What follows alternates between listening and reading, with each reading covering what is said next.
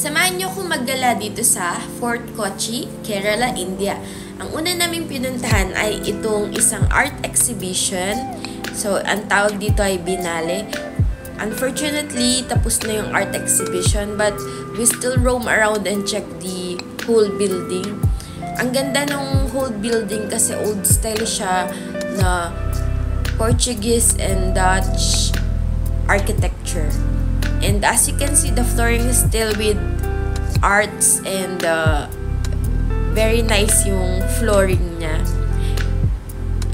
Dinikita nila ng mga iba't ibang kulay na stickers. Ayan, so we're just roaming around.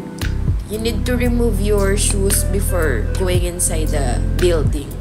It's like you're roaming in Fort Santiago in the Philippines. So here it's Fort Kochi, here in Kerala, India. So this is the whole building with their beautiful flooring and their century-old architecture. And in this part, I'm showing the artist. It's written there ano yung influence niya, bakit niya nagawa yung art na yun. So yun yung suma total ng sinulat niya. Ang pangalan ng artist is si John Lambie. So after that, we went outside. Lumabas na kami at tiningnan namin yung dagat kasi ang Fort Kochi ay isang island sa Kerala, India. Ayan. So, ito yung seaside. And syempre, nag-arty-arty tayo dyan kasi nag-take photos tayo. And then, after that, we roam around. Ayan, nag-ikot-ikot na po kami sa lugar. Tingin-tingin kung anong meron. So, halos lahat ng building ay Dutch or Portuguese inspired kasi itong place na to ay inoccupy ng Dutch at Portuguese noong unang panahon. Ayan.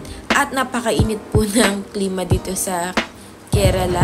Kaya po naisipan namin na mag-rickshaw na lang kasi hindi namin kayang maglakad para maikot yung buong lugar. At kami ay bumabiyahe papunta sa St. Francis Church, isang historical church kung saan nakalibing si Vasco da Gama, very famous explorer kung saan na-discover niya yung ruta mula Europe papunta sa Asia, specifically sa India, at nagbigay ng way sa trading ng India at Europe or trading ng Europe papuntang Asia.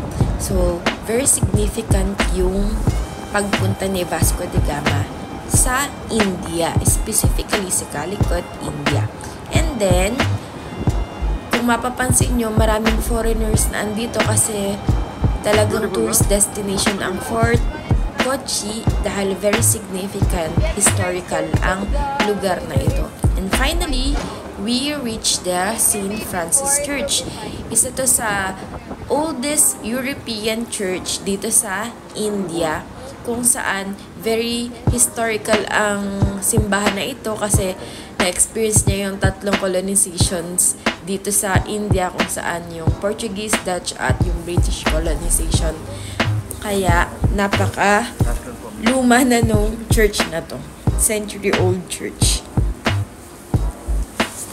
Nung pumunta kami dito sa St. Francis Church, nakasabay din namin yung mga foreigners na pamasok sa loob ng simbahan. Meron silang kasamang tour guide kung saan ina-explain sa kanila kung ano yung historical significance ng St. Francis Church.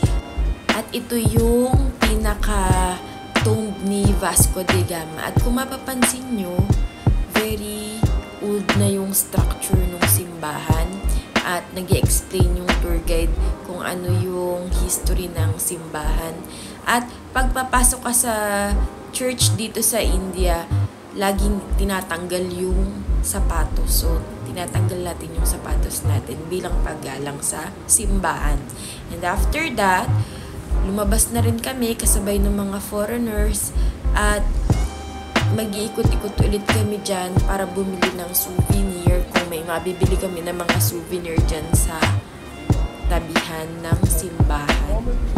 So, mga 4 PM na dito kaya medyo malamig na ang klima at kung mapapansin nyo, ang ganda na nung camera kasi ano na siya, golden hour na.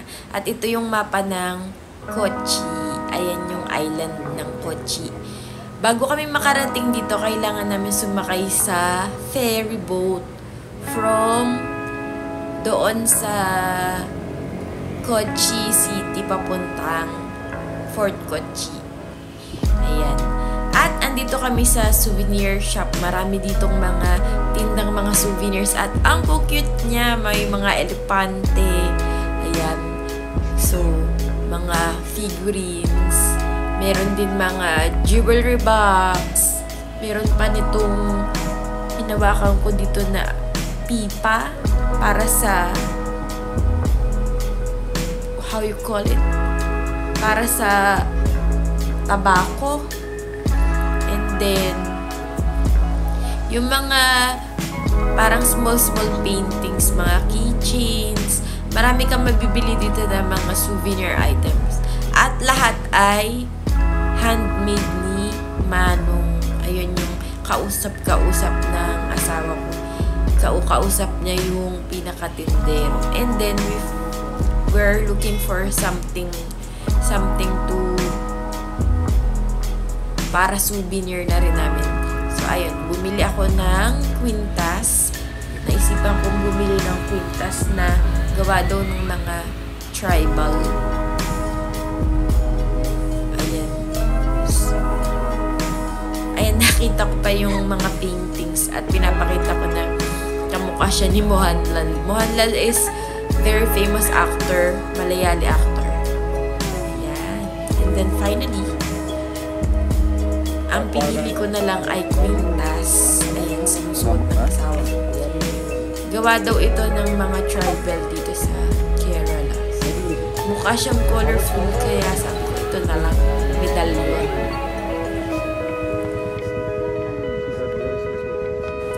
At nahirapan pa nga yung asawa ko magsuot ng kwintas. Parang first time nyo magbigay ng kwintas or magsuot ng kwintas.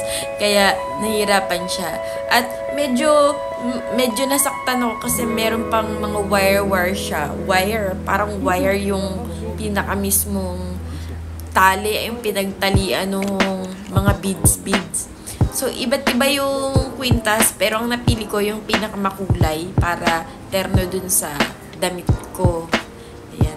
So, sinuot na nung asawa ko yung kwintas sa akin. And then,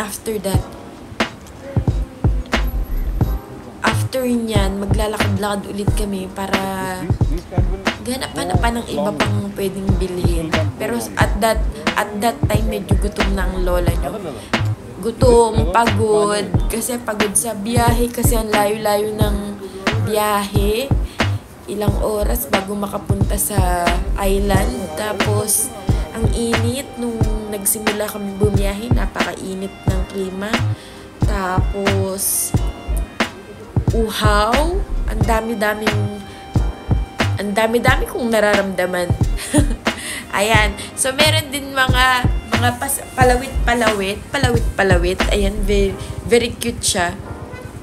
Puro mga elepante. Hindi ko nga pala natanong sa asawa ko bakit puro elepante yung mga figurines nila. Alam ko meron siyang something like related sa culture ng India or ng Kerala. Kaya, laging may elepante. Tapos, ayun, bumili na rin ako ng pamaypay kasi very hot. Alam ng asawa ko yan kapag irritable na ako dahil ang init at saka gutom na at saka pagod na. Ayan. Then, finally, nakakita kami ng Tiangge. Ayan, bumalik kami. Kasi nakita ko yung mga damit na maluag. Parang, ano siya, medyo inspired sa Thai. Bangkok, something like that.